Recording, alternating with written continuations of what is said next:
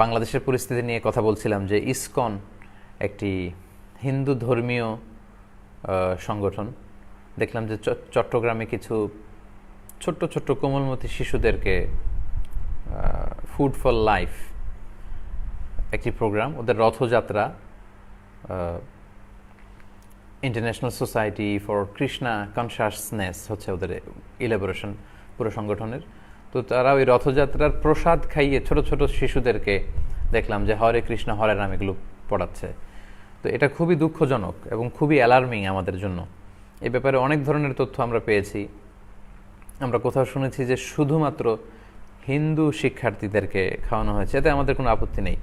কিন্তু আমরা ছবিতে এবং কিছু ভিডিওতে দেখেছি মুসলিম শিক্ষার্থীদের মধ্যে এই প্রসাদ বিতরণ করা হয়েছে, যেহেতু তাদের কল্পিত দেবদেবীর নাম বলে এই প্রসাদগুলোকে ডেডিকেট করা হয়। এবং হরে কৃষ্ণ হরে রাম বলে খাওয়া কোনো মুসলমানের জন্য এটা বৈধ হতে পারে না, কারণ আমরা বিসমিল্লাহ বলে খাবার শুরু করি।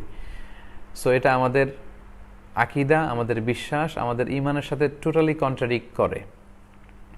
তো যদি সত্যিই কোনো মুসলমান শিশু সন্তানকে, কোমলমতি শিশুদেরকে তারা ছলে বলে কৌশলের আশ্রয় নিয়ে এটা করে থাকে, এটা খুবই খারাপ একটি ন্যাক্কারজনক কাজ করেছে। আমরা এটার তীব্র প্রতিবাদ জানাই এবং আশ্চর্য হচ্ছি যে কোনো মুসলিম ছাত্রছাত্রী যদি এটা গ্রহণ করে থাকে তাহলে একটি মুসলিম শিক্ষা প্রতিষ্ঠানে এটা কিভাবে সম্ভব? সেখানকার প্রিন্সিপাল, সেখানকার গভর্নিং বোর্ডের মেম্বারদের অনুমতি ছাড়া কিভাবে এই কাজটি আঞ্জাম দেওয়া হয়েছে?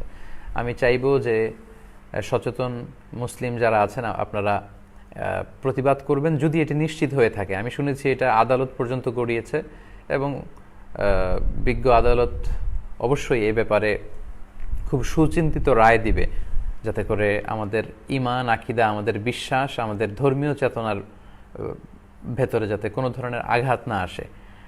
আমরা চাইব যে আবহমান কাল থেকে আমরা হিন্দু, বৌদ্ধ, খ্রিস্টান একসাথে ছিলাম, যে যার ধর্ম পালন করেছি, কিন্তু অন্যের ধর্মীয় বিষয়ে আমরা কখনো বাধা দেইনি।